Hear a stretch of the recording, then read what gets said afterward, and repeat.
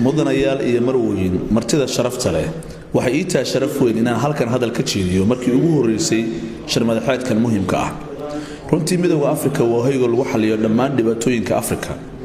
Soomaaliya oo ku faanaysan inay ka mid tahay xubnihii aasaasay midowga Afrika, waxaan ballan qaadaynaa inaan ka shaqayn doono ujeedooyinka iyo yoolka midowga Afrika.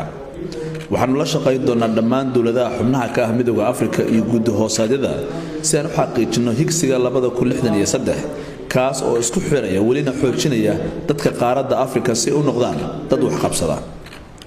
midowga Afrika sanadka 2018 wuxuu u aastay inay noqoto sanadka ay Afrika la dagaalami lahayd musuqmaasuqa, iyagoo halku dhig uga dhigay aan ka guuleysano dagaalka aan ku wadno musuqmaasuqa.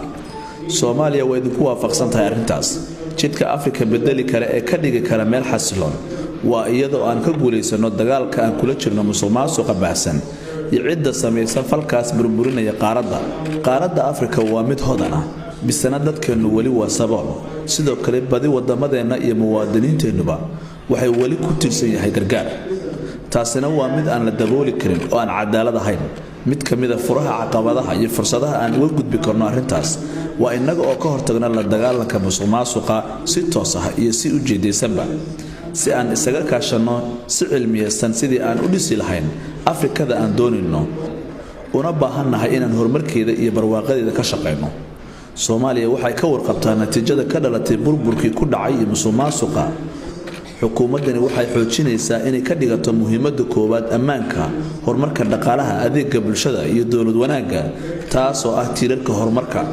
caymiska ugu weyn aan haysano inaan uga hortagno horumar la'aanta ayaa lagu maalgelin karaa haddii musuqmaasuqa aan si sax ah ugala dagaalano guud ahaan qaaradda Afrika.